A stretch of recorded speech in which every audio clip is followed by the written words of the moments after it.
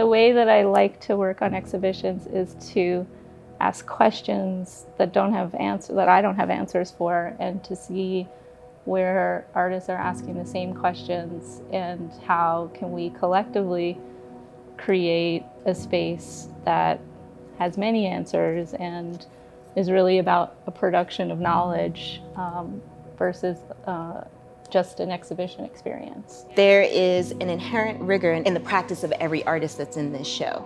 The beauty that's manifested out of that labor matches the intellectual rigor, and that is rare. Yeah, and I think also like I've been thinking a lot about like kind of the rigor of each of these works individually or independently from each other, and what happens when they come together, right? And I think because I mean, the works are very rigorous, the artists are very kind of like, there's a lot of intentionality and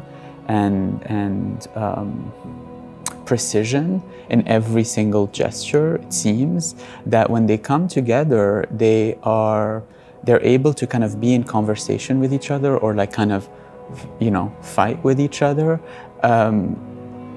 away from even us as like the makers of those works, which gets me kind of really excited, because it kind of similarly to kind of what happens when you remove the text, right? Which is you're asking the audience to kind of maybe go beyond the work, or you kind of test, there's a certain test that's happening with the audience.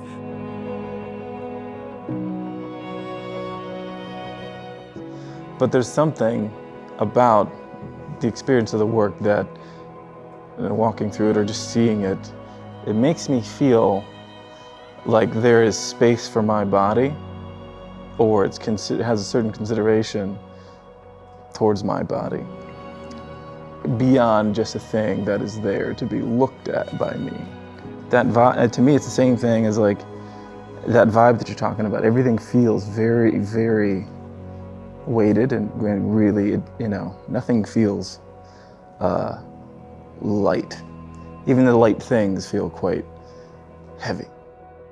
Artists are in an interesting position because in narrating these references to histories or and how they translate into the present day, there's a way to like negate or reveal or resist how infrastructure has this power to like railroad everything. I see these forms as performing an antidote to that, I guess.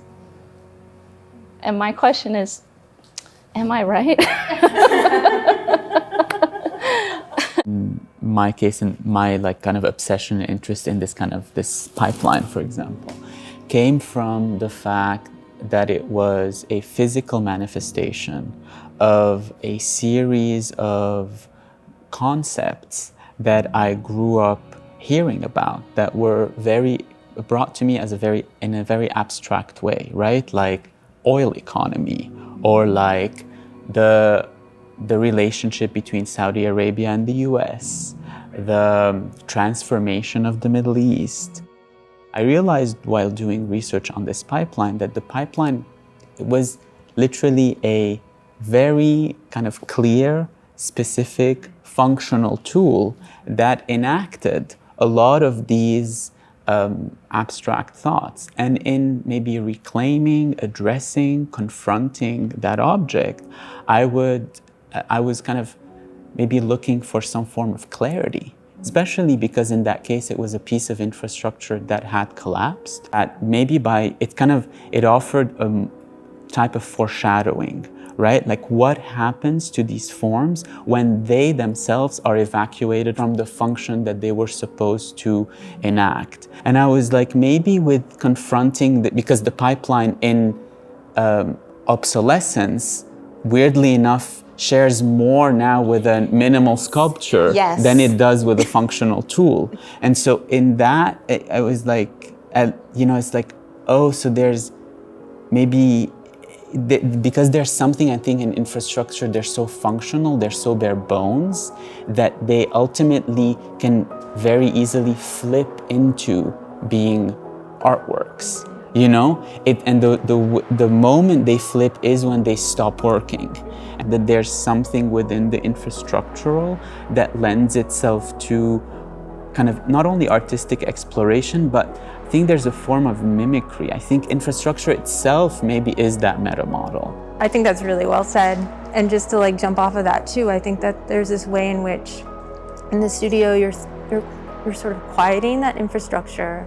You're giving a sort of sensibility to like the moments, potential politics there or what have you, even just like working with that material where there's a possibility for something new, or there's this possibility for the opportunity for a different sort of calibration in how that structure, or how the, I guess, best way to put it, politics of that thing is sort of articulated in the world. There's I think a simultaneity with, and I think an excitement in terms of where we are with science and industry, and infrastructure and geography, that says, hey, we can both understand these histories of materials differently in the way they're born into a function, right? And then that function no longer exists to be. And so, like you, thinking about these, being born into these abstractions, right? And then trying to make work that understands them. You know, what is the work? And the work is to, for me, to figure out that that abstraction is not beyond my knowing, you know? It's not completely opaque, and that I can have some agency around what is opaque and what is not, right? And how my own choice around opacity and conditions of transparency, glissant, right? I have power in that. And I can use opacity and I can use abstraction to survive these other kinds of abstractions, you know? Yeah. And that's what I think really speaks to, you know, the difference between what, you know, was going on in the 1960s, right? This way of, it's not a transcendence through form, it is a sinking in a very particular way, but also the empowerment that comes, that agency over the material, but used to completely different ends. It's kind of these refusals that get embedded, and so that, that I think allow for that sort of objective magic that you've been speaking to, right? Is that those, that your refusals are embedded in those, allow the objects to refuse as well in this really beautiful way. Allow for rejection. Allow viewers to be rejected. I don't understand why we're always wanting everyone to feel so nice and comfy and I know every single thing I need to know about this thing. It excites me to say, well, I wonder. And if we could all live in that state of I wonder, if that's real or right, then maybe you know, we might get somewhere different. No, I think there's something to that. Yeah. You know, I think there's something, obviously I completely agree. Just, my language is gonna be pretty simple about this, but what you just described to a certain extent is very much, you know, the experience of what happens when you see this work. It's a little difficult. I think the making of your work is as important to the end piece. And yeah. People commented on the energy, and that there was a feeling of, talk about ghosts and hauntings, that there was an exorcism in the way your gesture pierces the wall, the use of the graphite. Sure. You know, because of the nature of the work, I'm starting with a name, and that name ended up becoming the sound of the gesture that I needed to make. And so the gesture on the wall is sound-based. It's based on that name. And so you say the name, you get the series of marks and gestures, and then we make we kind of firm up that sketch with a constellation of screws that we're kind of digging into the wall. Then after that is that contour's firmed up. Then it's a process of basically cross-hatching with rubber bands that are coated in graphite powder. I think that time element too in that work is like super interesting in relationship to this centering of like infrastructure, like the time that we spend trying to figure it out, trying to navigate it, trying to insert ourselves into that. And you're doing this through that mark making, which is becoming its own sense of and structure just the same. So I think that that's a nice little breakup within the exhibition. I think that's really nice, where this form is becoming its own sort of evaluation of what we usually think of as the critique of that infrastructure, which is the time that's sort of placed back onto the body. I'm so interested in the density of those drawings. I mean, the didactic moment for me in those drawings are the rubber bands, right? The information is right on the surface. And so it's about that kind of slow looking that I think Duchamp was trying to get at, right? With this experience of how do you create something that's found, right? And then you really have to understand an opticality in relationship to language, right? In relationship to the object. So I think that the leaps and bounds that that thing on the wall makes in terms of its conceptual capacity, I think is very held into a very strong drawing. So it's like bouncing back and forth between what's outside of the drawing and what's inside of the drawing. I think If that makes something sense. that bothered me that was probably more of a motivator is that a lot of your works are often written about in terms of their subject. And I found that there was a lot more happening to think about the form from a critical perspective than just the subject, because I think it's very easy for people to say, this work is about this thing and it's over here, rather than actually deal with how does this subject operate in the object operate in the world with our bodies as an art form. That is to then be complicit in the systems that Exactly. we're attempting to dismantle, right? To not reckon with that complexity, to decide that it's something over there that I can explain away, allows me to distance myself from my own complicity in the structures that the artists are attempting to unpack. So, you know, there is an imperative that is engendered through the work, through that labor, through the thinking, through the slowing down. You've quieted it down enough and distilled it enough that, you know, reckoning with that, reckoning with the sort of epochal transformation that allows that beautiful glass cube to exist, right? I was thinking about Rayyane and Suki's work last night. And I was thinking about this kind of reckoning with the expression of how you feel and how you experience these extraction histories, right?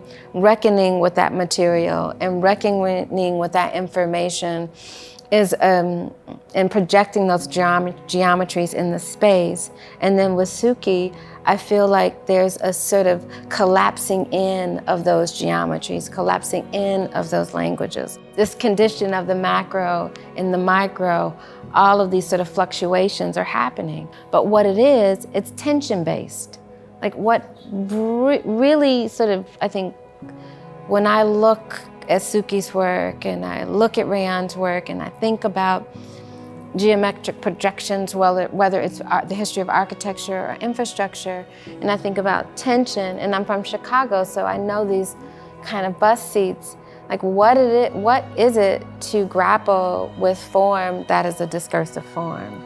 And does that discursive form come alive when all of these different forms are together? We are all, you know, hidden in plain sight, quite literally, to think about what are these works in relationship to what they deliver and in relationship to their opacities. But when a group show, things become more opaque. I think the potential of a group show has in kind of not only bringing together certain works which individually have a lot again of rigor and intentionality and logic, but when they come together, something almost magical happens, and it's impossible to replicate, it's impossible to explain, and in a way it overcomes the individual works themselves. It feels like that this is a great, one of like the most essential the work can be. Yeah. is in that kind of context. But yeah, I've been thinking about that. It's like, I'm a little worried about that. So, yeah, I know. but If there was, again, something beyond the individual importance of each of the practices that challenged even the practices themselves. And so I think it's maybe also upon us to kind of remind ourselves of the potentialities of these different modes of presentation, that because I think this is, we do work in an art world and in an economy that still kind of pushes the kind of towards that individual. There were interesting things that came up during installation. Something that I wanted to have happen is to almost, not theatrically, but to create a vibration between the works through similarity and difference. And there's a number of works that have seriality in them. There's a number of works that have geometric forms, trying to play with sight lines so that your eyes could tell a story without words. If we think of infrastructure as infrastructural space, so like my phone's a kind of infrastructure, the internet, the radio waves, you could even say in some cases like social services is a kind of infrastructure. So that multi-layer infrastructure, how infrastructure is both communicating information like a conduit of information, but also completely invisible. Can you say also that if we live in that world, then to me it makes sense that artists are making work that is almost like a meta model of that space we're living in and that framework of how we navigate every day.